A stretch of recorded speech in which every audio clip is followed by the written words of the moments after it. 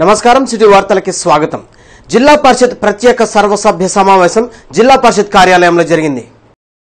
జిల్లా పరిషత్ chairperson Heny Christina అధ్యక్షతన జరిగిన సమావేశంలో కేంద్ర మంత్రి పెమ్మసాని చంద్రశేఖర్, రాష్ట మంత్రి నాదెండ్ల మనోహర్ ముఖ్య అతిథిగా పాల్గొన్నారు. సమావేశంలో 7 స్థాయి సంఘాల సభ్యుల ఎన్నిక నిర్వహించారు. ఉమ్మడి జిల్లాల శాసనసభ్యులను స్థాయి సంఘాల సభ్యులుగా ఏకగ్రీవంగా ఎన్నుకున్నారు. గత 5 సంవత్సరాలుగా కేంద్ర ప్రభుత్వం 2 లక్షల ఇళ్ల నిర్మాణానికి నిధులు ఇస్తే కేవలం 70 ఇళ్లను మాత్రమే నిర్మించారన్నారు. కేంద్ర ప్రభుత్వ నిధులను వినియోగించుకుని 15 లక్షల ఇళ్ల నిర్మాణానికి కేంద్ర మంత్రి పెమ్మసాని చంద్రశేఖర్ శ్రీకారం చుట్టనున్నట్లు చెప్పారు. గ్రామీణ సడక్ యోజన పథకం ద్వారా గ్రామీణ ప్రాంతాల్లో రోడ్ల నిర్మాణానికి చర్యలు తీసుకుంటామన్నారు. నరేగా నిధుల ద్వారా పంచాయతీలలో రోడ్లు, డ్రైనేజీలు అభివృద్ధికి కృషి చేస్తామన్నారు. కొంచెం ఫోకస్ పెట్టుకోవచ్చు, మిగిలిపోయిన రోడ్లు ఏమన్నా ఉంటే వేసుకోవచ్చు, ఇంకేదన్నా చెరువులు తవ్వించుకోవాలన్నా కూడా చేసుకోవచ్చు. సో నరేగా ఫండ్స్ అనేది it is a demand driven project. మీ అందరికి ఎంత ఉపాధి దానికి అంటే లాస్ట్ ఇయర్ 80,000 crores బడ్జెట్ లో పెట్టారు మొత్తం ఇండియా మొత్తానికి. హ్యాబిటేషన్ నుండి ఇంతకు ముందు అస్సలు రోడ్లు లేని వాటికి అవకాశం ఉంది. అవి ఏమన్నా ఉన్నా కూడా లిస్ట్ మీరు అందరూ ఇవ్వండి, అవి కూడా చేపించేటువంటి పరిస్థితి. తర్వాత నరేగా మీకు తెలుసు, ఇది ఉపాధి హామీ పథకం. ఇన్ఫ్లేషన్ అడ్జస్టెడ్ గా ఈ రోజున 290 రూపాయలు వచ్చేటువంటి పరిస్థితి. అయితే ఇదంతా 60-40, 60% సెంట్రల్ గవర్నమెంట్ ఇస్తే దాదాపుగా 1,40,000 నుంచి 1,50,000 రూపాయలు వచ్చేటువంటి పరిస్థితి.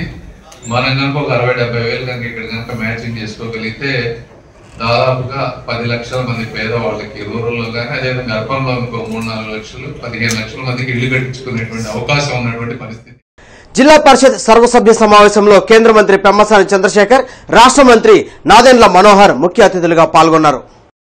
జిల్లా పరిషత్ కార్యాలయంలో చైర్పర్సన్ హెనీ క్రిస్టినా అధ్యక్షతన జరిగిన సమావేశంలో ఉమ్మడి జిల్లా శాసనసభ్యులు పలు సమస్యలను మంత్రుల దృష్టికి తీసుకువచ్చారు. జలజీవన్ వంకతో గ్రామాల్లో ఉన్న రోడ్లను తొలగించిన రోడ్లను తిరిగి నిర్మించేలా చర్యలు తీసుకోవాలని ఎమ్మెల్యే శ్రావణ్ కుమార్ కోరారు. మాచర్ల నియోజకవర్గంలోని రూరల్ మండలాల అభివృద్ధికి జిల్లా పరిషత్ నుండి అధిక నిధులు కేటాయించాలని ఎమ్మెల్యే జూలకంటి బ్రహ్మారెడ్డి కోరారు. నిధుల కేటాయింపులో మాచర్ల నియోజకవర్గానికి జరిగిన అన్యాయాన్ని సరిచేసేలా చర్యలు తీసుకోవాలని కోరారు.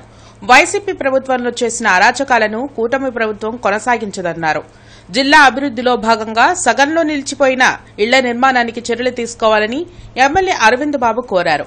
గుంటూరు ఛానల్ పొడిగింపుకు నిధులు కేటాయించేలా కృషి చేయాలని ఎమ్మెల్సీ కెఎస్ లక్ష్మణరావు కోరారు. నా సజెషన్ ఏంటంటే కొద్ది రోజుల్లోనే, ఎందుకంటే ఇంకా జిల్లా అభివృద్ధి సమీక్ష సమావేశం అవి కూడా పాపం కాదు, జిల్లా ఇన్ఛార్జ్ మినిస్టర్లు నియమించాలి. అది ఇది జరగక నెలల తరబడి అయిపోయింది. అందుకని కొద్ది రోజుల్లోనే జిల్లా పరిషత్ సర్వసభ్య సమావేశం, ఈ నిధులు ఈ సంగతి ఎలా ఉన్నా immediate issues 2-3 medical and health, agriculture, education, ఈ 3 ఇష్యూస్ ఇమీడియట్ గా డిస్కస్ చేయాల్సినవి చాలా ఉన్నాయి. మీరు వెంటనే మీటింగ్ పెట్టాలని కోరుతున్నాను. స్టాండింగ్ కమిటీ ఏమన్నా సిఇఓ గారు ప్రతిపాదించారు, మేము ఓకే అంటాం. నగరంలో ఎమ్మెల్యే గల్లా మాధవి పర్యటించి నిర్మాణంలో ఉన్న రోడ్లను పరిశీలించారు. నిర్మాణంలో ఉన్న ఏటగ్రహారం మెయిన్ రోడ్ను ఎమ్మెల్యే గల్లా మాధవి పరిశీలించారు. రోడ్డు నిర్మాణం నాణ్యతా లోపాలపై స్థానికులు ఫిర్యాదు చేశారు. దీంతో రోడ్లను పరిశీలించిన ఎమ్మెల్యే కాంట్రాక్టర్, మున్సిపల్ అధికారులతో మాట్లాడారు. రోడ్ల నాణ్యతలో రాజీ పడొద్దని చెప్పారు. ప్రజలకు ఇబ్బంది కలగకుండా పనులు పూర్తి చేయాలని ఆదేశించారు. రానున్న రోజుల్లో నగరంలో అన్ని రోడ్ల నిర్మాణానికి కృషి చేస్తామన్నారు. కార్యక్రమంలో మున్సిపల్ కార్పొరేషన్ అధికారులు, స్థానిక నాయకులు పాల్గొన్నారు. అయితే ఈ రోడ్డుకు సంబంధించి ప్రజల దగ్గర నుంచి చాలా రకాలైన గ్రీవియన్సెస్ నా దాకా రావడం జరిగింది. రోడ్డు సరిగ్గా వేయడం చేయలేదని, లేదా చేసిన పనులు అలాగే వదిలేశారని, వర్షాల కారణంగా ఎంతో ఇబ్బంది పడుతున్నాం ఈ రోడ్ల వల్ల అని చెప్పి స్థానికంగా చెప్పడం జరిగింది. అయితే గడిచిన 10 సంవత్సరాలుగా ఎలాంటి అభివృద్ధికి నోచుకొని గుంటూరు పశ్చిమ నియోజకవర్గం 1-2 నెలల్లో ఒక మాయాజాలంలాగా మారాలి అంటే అది కుదరని పరిస్థితి. కాబట్టి కాస్త సమయం పడుతుంది. అందులో ఇది వర్షాకాలం అవడాన సహజంగానే ప్రజలందరూ ఎన్నో రకాలైన ఇబ్బందులు పడతారు. అందున ఇంత అస్తవ్యస్తంగా మారిపోయిన రోడ్లు ఈ 2 నెలల్లోనే బాగుపడాలి అంటే మాత్రం కొంచెం సమయం తీసుకునే పరిస్థితి. కాబట్టి ప్రజలందరూ కూడా ఇది దృష్టిలో పెట్టుకుని అర్థం చేసుకోవాల్సిందిగా భావిస్తూ ఉన్నాను. వర్క్ స్టార్ట్ అయ్యింది. అలాగే క్వాలిటీ పరంగా ఎన్నో రకాలైన విమర్శలు వినిపిస్తూ ఉన్నాయి.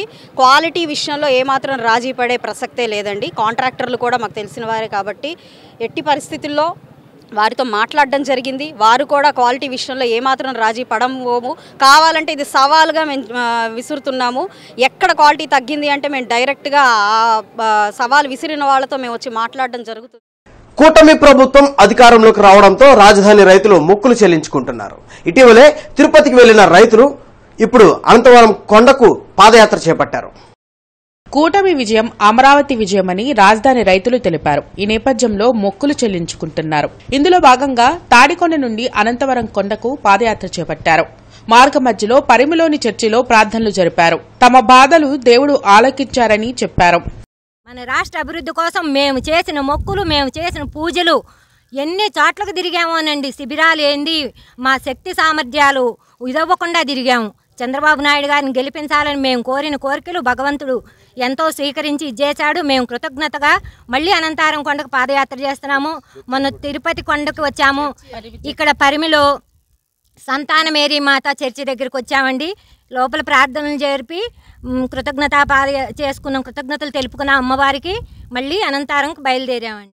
చంద్రబాబు నాయుడు గారి విజయంతో అమరావతి విజయం సాధించినంత పని అవుతుందండి. ఆ సందర్భంగా తాడికొండ గ్రామం నుంచి అనంతవరం వరకు తాడికొండ గ్రామ మహిళలు, రైతులు, రైతు కూలీలు పాదయాత్రగా దేవుడు మొక్కు చెల్లించుకోవడానికి వెళ్తున్నామండి. ఈ రాక్షస పాలన అంతమొందించి చంద్రబాబు నాయుడు గారు అమరావతిని చక్కగా డెవలప్ చేసి మంచి పేరు ప్రతిష్టలు రావాలని కోరుకుంటూ దేవుని మొక్కున్నామండి. ఆ సందర్భంగా మేము పాదయాత్రతో అనంతవరం కొండకి వెళ్తామండి నడుచుకుంటూ. సోలార్ విద్యుత్కు ప్రాధాన్యతను ఇవ్వాలని అధికారులను సీఎం చంద్రబాబు ఆదేశించారు. వెలగపూడి సచివాలయంలో విద్యుత్ శాఖపై సీఎం చంద్రబాబు సమీక్షించారు. మంత్రి గొట్టిపాటి రవికుమార్తో పాటు ఇతర ఉన్నతాధికారులు పాల్గొన్నారు. రైతులకు పగటిపూటే 9 గంటల నాణ్యమైన విద్యుత్తును అందించాలని, దానికి తగ్గట్లుగా ఫీడర్లను ఏర్పాటు చేసుకోవాలని సూచించారు.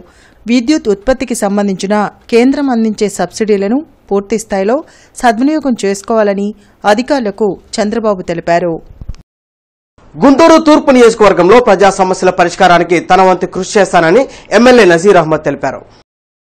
మద్దిరాల కాలనీలో విద్యుత్ సమస్య పరిష్కారం కోసం ఏర్పాటు చేసిన ట్రాన్స్ఫార్మర్ను ఆయన ప్రారంభించారు. గత 5 ఏళ్లలో గుంటూరు తూర్పు నియోజకవర్గంలో ప్రజలు అనేక సమస్యలతో సతమతమైన వైసీపీ పాలకులు పట్టించుకోలేదని ఎమ్మెల్యే నజీర్ విమర్శించారు. పేదల సంక్షేమమే లక్ష్యంగా ఎన్డీఏ కూటమి ప్రభుత్వం పనిచేస్తుందని చెప్పారు. గత 5 సంవత్సరాల నుండి ప్రజలు అనేక రకాల గగ్గోలు పెట్టినప్పుడు కూడా స్థానికంగా ఉన్నటువంటి ప్రజాప్రతినిధులు స్పందించకుండా 5 సంవత్సరాల్లో అనేక మంది తమ ఫ్రిడ్జులు కాలిపోయినాయి, టీవీలు కాలిపోయినాయి అని చెప్పి పదే పదే విన్నవిస్తున్నప్పుడు కూడా స్పందించినటువంటి పరిస్థితులు ఉన్నాయి.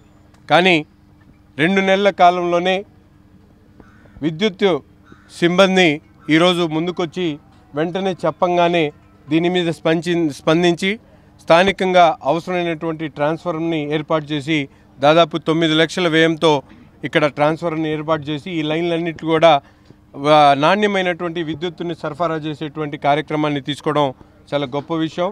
దీనికి విద్యుత్ సిబ్బంది అందరినీ కూడా ధన్యవాదాలు తెలుపుతూ స్థానికంగా పేద ప్రజలకు అవసరమైనటువంటి ఎటువంటి కార్యక్రమైనా ముందు చూపుతో ముందుకెళ్తాం. ఎక్కడ కూడా వెనకాడేటువంటి ప్రసక్తి.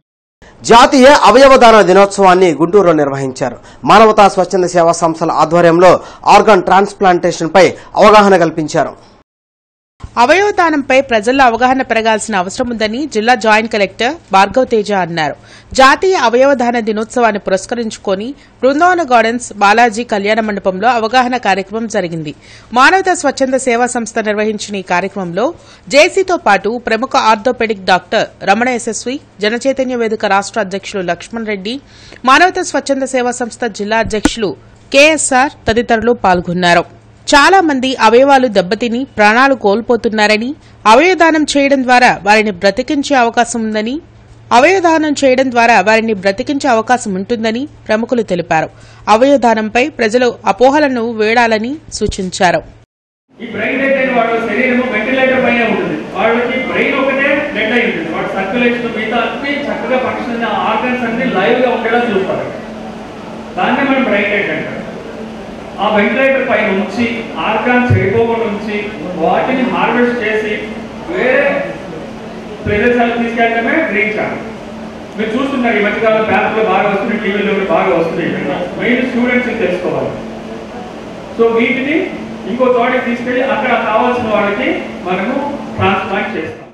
మనలో చాలామంది అది వారి పుట్టుకతోనూ కానీ లేకపోతే వారి పరిస్థితులు యాక్సిడెంట్ లేకపోతే ఇంకో సందర్భం కొన్ని అన్ఫార్చునేట్ సర్కమ్స్టాన్సెస్ వల్ల మనకి ఆర్గాన్స్ అనేవి అంటే వారికి అవసరమయ్యే పరిస్థితులు ఉన్నాయి.